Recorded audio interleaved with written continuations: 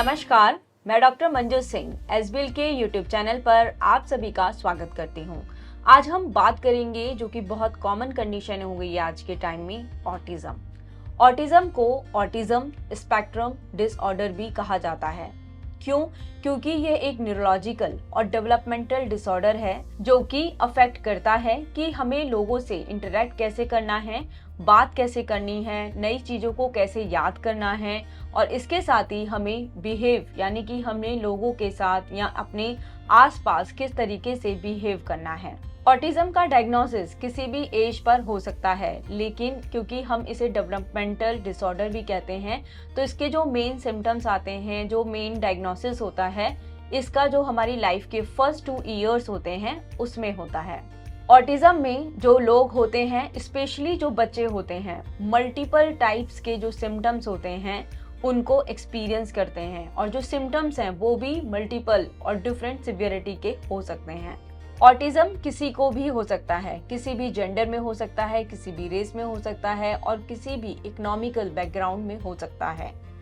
चलिए अब हम जानते हैं कि जो ऑटिज्म है, ASD है, ऑटिज्म स्पेक्ट्रम डिसऑर्डर है, इसको हम कैसे पहचानें कि किसी बच्चे को ऑटिज्म है, क्या साइन और सिम्टम्स होंगे। सबसे पहले जो सिम्टम्स आते हैं वो आते हैं नॉन वर्बल कम्युनिकेशन के। इसमें जो बच्चा होता है वो डायरेक्ट आई कांटेक्ट नहीं कर पाता, जैसे कि जो हमारे फेशियल एक्सप्रेशंस होते हैं, जेस्चर्स होते हैं और जो बॉडी लैंग्वेज होती है उसे अंडरस्टैंड करने में डिफिकल्टी होती है। नेक्स्ट आता है हमारे वर्बल कम्युनिकेशन, जैसे कि जो बच्चा होगा उसका जो स्पीच होती है वो डिफिकल्ट होती है या फिर डिलेड होती है।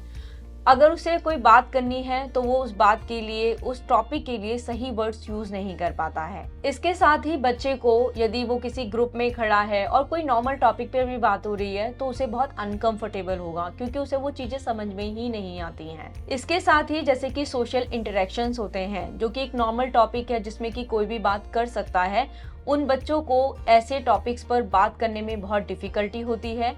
दूसरों के जो इंटेंशंस हैं, उनके जो इमोशंस हैं, उन्हें अंडरस्टैंड करने में भी बच्चों को काफी डिफिकल्टी होती है। इसके बाद जो इसके सिम्टम्स आते हैं वो होता है रिपीटेटिव बिहेवियर या फिर एक स्पेसिफिक इंटरेस्ट का होना।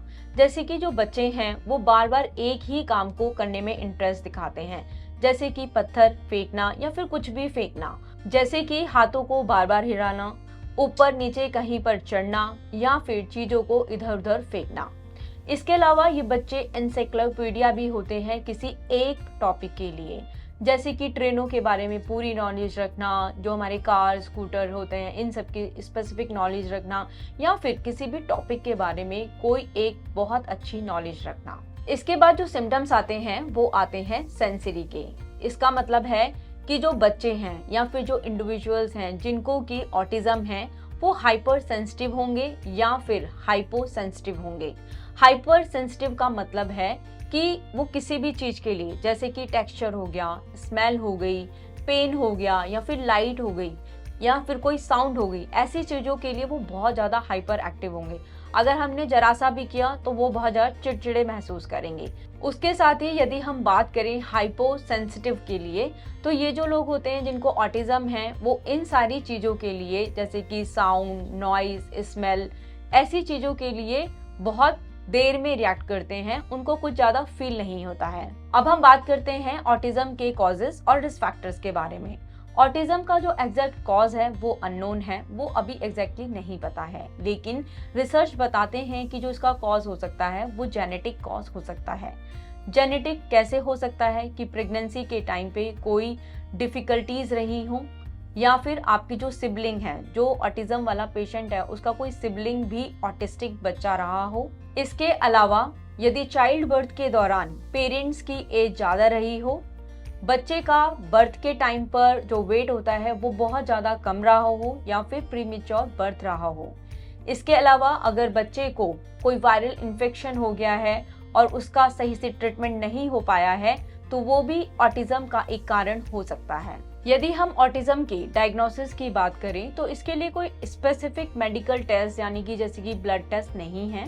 अगर हमें इसका डायग्नोसिस करना है तो जैसे अभी हमने सिम्टम्स बताए कि जो बच्चा होता है उसके जो अर्ली डेवलपमेंटल एज होती है उसका क्या बिहेवियर है, किस तरीके से वो बात कर रहा है, आई कांटेक्ट कर रहा है, इस तरीके के जो ये सारे सिम्टम्स हैं हमें इनको ऑब्जर्व करना पड़ेगा।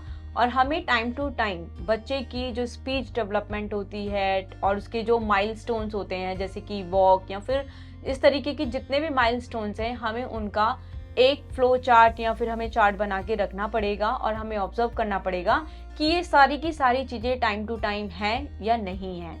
अगर नहीं है तो ये कंसर्न की बात हो सकती है, जिसके लिए आपको अपने नियरेस्ट जो डॉक्टर्स हैं उनसे मिलना पड़ेगा। अब हम जानते हैं कि यदि किसी को ऑटिज्म डायग्नोज हो गया है तो उसे किस तरीके से ट्रीट करना चाहिए, मतलब कि उसकी क्या ट्रीटमेंट होनी चाहिए और हम उसे किस तरीके से सपोर्ट कर सकते हैं। सबसे पहले तो ऐसे बच्चों को थेरेपीज दिलानी चाहिए, जैसे कि बिहेवियर थेरेपीज, कि हमें किसी से भी कैसे इंटरेक्ट करना है, किस तरीके से बात करनी है, उनके इमोशंस या इंटेंशंस जो हैं उनको किस तरीके से हम समझ सकते हैं, यानी कि ये हमारा जो नॉन वर्बल कम्युनिकेशन है उसमें आ सकता है। नेक्स्ट आता है ऑक्यूपेशनल थेरेपी। इसमें जो हमारी डे टू डे एक्टिविटीज होती हैं, जैसे कि कंघी कैसे करनी है, तैयार कैसे होना है, खाना कैसे खाना है और हमें जो हमारे आसपास के लोग हैं उनसे किस तरीके से इंटरेक्ट यानी कि बात करनी है, इन सबको सिखाया जाता है। नेक्स्ट थेरेपी आती है अप्लाइड बिहेवियर एनालिसिस। इसमें जो हमारी डे टू डे एक्टिविटीज होती हैं उससे रिलेटेड स्किल्स सिखाए जाते हैं और जो हमारी कम्युनिकेशन स्किल्स हैं उन्हें सिखाया जाता है विद द पॉजिटिव एटीट्यूड। यह थेरेपी ऑटिज्म में काफी यूज्ड होती है। इसके अलावा जो स्पेशल एजुकेशनल प्रोग्राम्स होते हैं उनमें भी ऑटिस्टिक बच्चों को एनरोल कराया जा सकता है। डाइट में चेंजेस कर सकते हैं और जो सेंसरी फंक्शनिंग होती है उस पर भी हम काम कर सकते हैं। अब हम जानते हैं कि जो होम्योपैथी है ऑटिज्म में किस तरीके से हेल्प कर सकती है। होम्योपैथी ऑटिज्म में काफ़ी अच्छे से हेल्प कर सकती है, क्योंकि जो होम्योपैथी है सिम्टम्स पे काम करती है और ऐसे काफ़ी सारी स्टडीज़ हुई हैं, ऐसे आपके सामने काफ़ी सारे केसेस भी आपको मिलेंगे जहाँ पर कि जो बच्चे हैं जिनका डायग्नोसिस 3 साल तक भी हो गया है ऑटिज्म का, वहाँ पर होम्योपैथी ने बहुत अच्छा काम किया है। आज की डेट में जो ये बच्चे हैं काफ़ी अच्छे से अपना जीवन जी रहे हैं। होम्योपैथी ऑटिज्म में इस लेवल तक हेल्प कर सकती है कि जो ऑटिस्टिक बच्चा है उसके जो डे टू डे एक्टिविटीज़ हैं, उसके जो आसपास का इन्वायरमेंट है वो उसमें अच्छे से जी सकता है और अपनी लाइफ को बहुत अच्छे से मेंटेन करके रह सकता है। देखा जाए तो ऑटिज्म एक इस तरीके की समस्या मैं बोलूँगी या फिर मैं डिसऑर्डर बोलूँगी जिसका कि बहुत कम सॉल्यूशन मिलता है। हाँ, लेकिन अगर इसका डायग्नोसिस 3 साल तक हो जाता है तो जो भी ऑटिस्टिक बच्चा है वो अपनी लाइफ को बहुत अच्छे से जी सकता है। यदि आपके आसपास ऑटिस्टिक बच्चे हैं या फिर बड़े भी हैं तो हमारी ये ह्यूमन रिस्पॉन्सिबिलिटी बनती है कि हमें ऐसे लोगों का सपोर्ट करना चाहिए। उम्मीद करती हूँ कि आपको आज के इस वीडियो में काफ़ी इन्फॉर्मेशन मिली होगी। यदि आपके मन में फिर भी कोई सवाल है तो आप हमें कमेंट सेक्शन में लिख सकते हैं। ऐसी और इन्फॉर्मेटिव वीडियोस के लिए आप SBL का YouTube चैनल सब्सक्राइब कर सकते हैं। धन्यवाद।